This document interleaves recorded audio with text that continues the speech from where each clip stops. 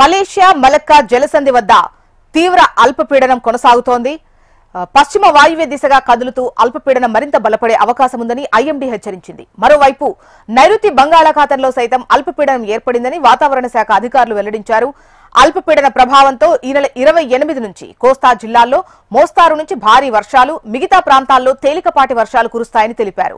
ఈ నెల 27న దక్షిణ కోస్తా తీరంలో 45 నుంచి 55 కిలోమీటర్ల వేగంతో ఈదురుగాలులు వీస్తాయన్నారు.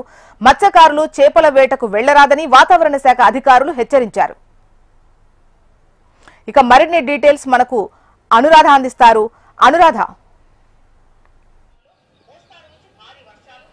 జ్యోత్స్న, ప్రస్తుతం బంగాళాఖాతంలో 2 వాయుగుండాలు కొనసాగుతున్నాయి. ఒకేసారి 2 అల్పపీడనాలు ఏర్పడి బలపడి వాయుగుండాలుగా మారి సైక్లోన్స్ గా మారే అవకాశం ఉందని వాతావరణ శాఖ అంచనాలు వేస్తుంది. అయితే ఇది చాలా డిఫరెంట్ వెదర్ గా కూడా చెప్తూ ఉన్నారు. ఎందుకంటే ఒకేసారి ఒకే సమయంలో 2 సైక్లోన్ స్టార్మ్స్ అనేవి రావడం అనేది కొంత అరుదైన విషయమే. అయితే ఇదంతా కూడా సాధారణమైన వర్షాభావ పరిస్థితులు మాత్రమే, అసాధారణమైన వాతావరణం అయితే మాత్రం ఏమాత్రం కాదని కూడా వాళ్ళు అంచనాలు వేస్తూ చెప్తున్నారు. అయితే ప్రస్తుతం మనం చూసుకుంటే కనుక బంగాళాఖాతంలో కొనసాగుతున్న అల్పపీడనం వాయుగుండంగా మారింది. ఇది ప్రస్తుతం మలేషియా మలక్కా జలసంధి దగ్గర ఒక వాయుగుండం కేంద్రీకృతమైంది. మరొక వాయుగుండం కూడా శ్రీలంక తీర ప్రాంతాల నుంచి ఇటు తమిళనాడు తీర ప్రాంతాల మధ్యన కేంద్రీకృతమైంది. ఇవన్నీ కూడా ఈ 2 కూడా బలపడితే, ఒకటి సముద్రంలో ఏదైతే మలేషియా తీర ప్రాంతంలో ఉంది సముద్రంలో బలహీన పడుతుందని అంచనా వేస్తున్నారు. అయితే ఇప్పుడు ప్రస్తుతం శ్రీలంక తీర ప్రాంతాల్లో దగ్గరలో ఏర్పడిన మరొక వాయుగుండం మాత్రం దక్షిణ కోస్తా ఆంధ్ర వైపుగా ఏపీలో ప్రవేశించి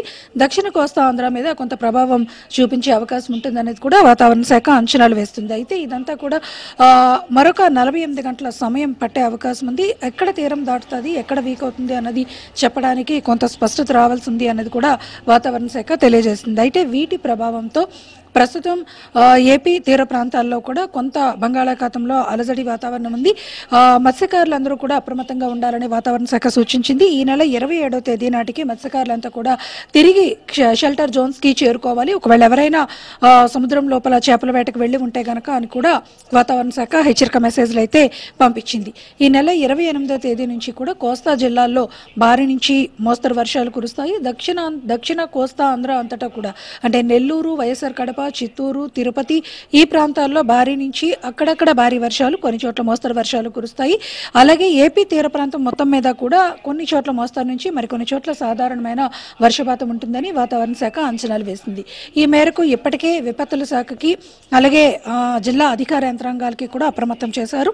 మత్స్యకారులకు మాత్రం అలర్ట్ మెసేజెస్ అయితే ఇప్పటికే పంపించారు. ఈ నెల 27 నుంచి 28 తేదీల మధ్యన కొంత సముద్రం అలజడిగా ఉండి అలల ఉధృతి కొనసాగుతుంది. తీరం వెంబడి దాదాపుగా 55 కిలోమీటర్ల వేగంతో గాలులు వీచే అవకాశం ఉంది. కాబట్టి దక్షిణ కోస్తా ఆంధ్ర వైపుగా ఉన్న మత్స్యకారులు ఎవరైనా ఉంటే వాళ్ళంతా కూడా అలర్ట్ గా ఉండాలని కూడా మెసేజ్లు అయితే వాతావరణ శాఖ ఇప్పటికే ఇవ్వడం జరిగింది. మొత్తానికి చూసుకుంటే కనుక ఈ వారం రోజుల పాటు ఏపీలో అక్కడక్కడ చెదురుమదురు వర్షాలు, కొన్ని చోట్ల భారీ వర్షాలు కురిసే అవకాశం ఉంది.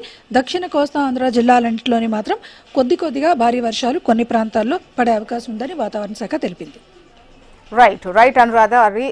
మలేషియా మలక్కా జలసంధి వద్ద తీవ్ర అల్పపీడనం కొనసాగుతోంది. పశ్చిమ వాయువ్య దిశగా కదులుతూ అల్పపీడనం మరింత బలపడే అవకాశం ఉందని ఐఎండీ హెచ్చరిస్తున్నట్టుగా తెలుస్తోంది. మరోవైపు నైరుతి బంగాళాఖాతంలో సైతం అల్పపీడనం ఏర్పడిందని వాతావరణ శాఖ అధికారులు వెల్లడించారు.